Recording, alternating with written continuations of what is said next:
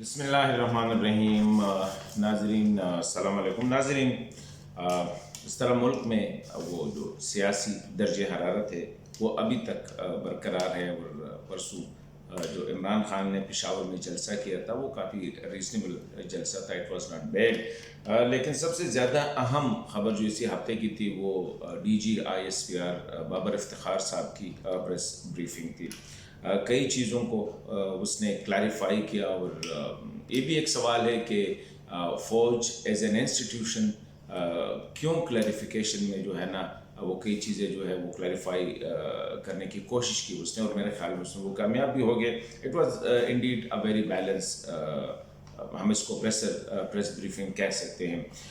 Generally جب سے عمران خان کی حکومت چلی گئی ہے تو یہ بیانیہ جو عوام میں لے کے گئے ہیں کہ ملک کے خلاف بہت بڑی سازش ہو رہی تھی، امریکہ یا اور ممالک جو ہے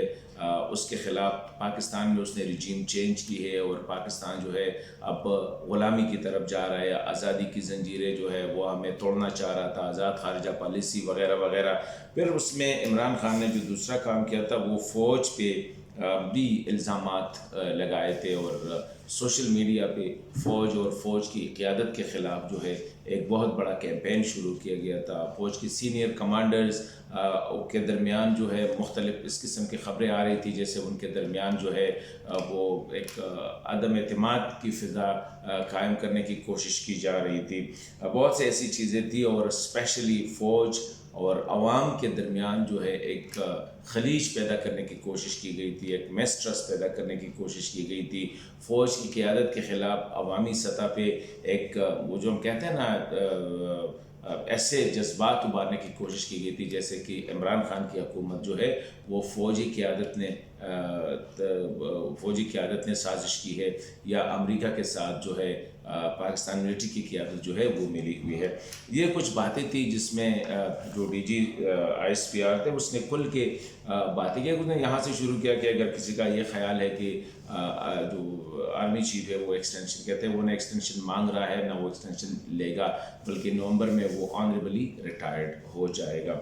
اسی طرح یہ امریکہ کی طرف سے جو سازش کی بات کی گئی تھی یا تھریٹ کی بات کی گئی تھی، اس نے کہا جو خط یا جو نیشنل سیکیورٹی کمیٹی کا میٹنگ ہوا تھا اس میں بھی کوئی ایسی سازش کا وہ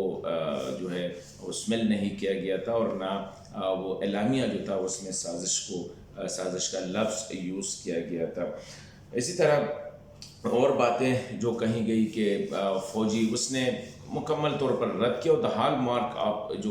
پریس بریفنگ کا تھا وہ یہ تھا کہ ڈی جی نے یہی کہا کہ فوج جو ہے وہ سیاست میں اس کا کوئی کردار نہیں، ماضی میں جو ہوا ہے، لیکن ابھی جو لگ ایسا رہا تھا کہ کرنٹ جو لیڈرشپ ہے فوج کی وہ انہیں لائن ڈرا کی ہے کہ سیاست میں فوج کا کوئی کردار نہ ہوگا اور نہ اس وقت ہے۔ انہوں نے کہا کہ جو ہوا، عمران خان کی حکومت چلی گئی، نئی حکومت آ گئی، یہ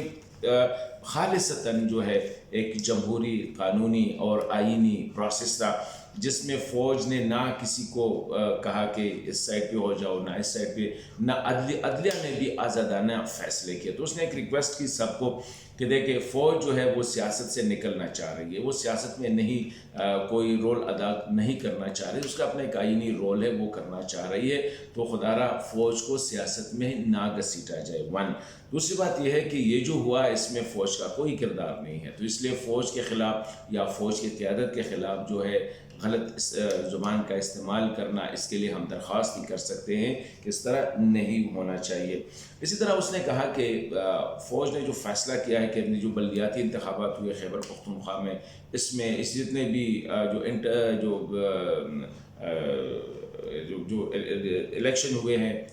ان سیٹوں پہ جن پہ ریزائن وغیرہ کیا گیا، لوگ بائی الیکشن جسے کہتے ہوئے، اس میں بھی فوج کا کوئی کردار نہیں تھا، اور نہ آنے والے الیکشن میں، آئندہ الیکشن میں فوج کا کوئی کردار ہوگا، ایکسیپٹ جو حکومت چاہے سیکیورٹی کے حوالے سے یا انہی حوالے سے، دی ریسٹ اس کا کوئی کردار نہیں ہوگا۔ اسی طرح کافی چیزیں جو ہے اس پریس بریفنگ میں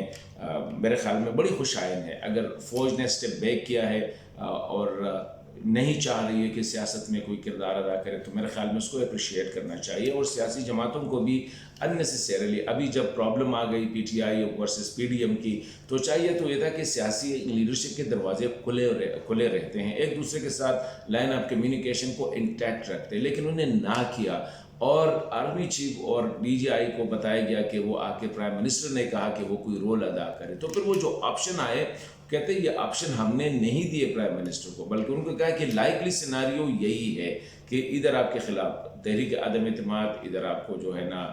جو 3 آپشن ہے، یا آپ ریزائن کریں یا آپ اسمبلی توڑے وغیرہ وغیرہ. تو اس نے کہا کہ تیسری آپشن پہ اس نے ایگری کر گیا، ہم اس کو پی ڈی ایم کے پاس لے گئے، پی ڈی ایم والوں نے نہیں مانا. تو ہمارا اتنا ہی کردار تھا کہ ایز اے پوسٹ آفس ہم نے وہ کردار ادا کیا. تو میں سمجھتا ہوں کہ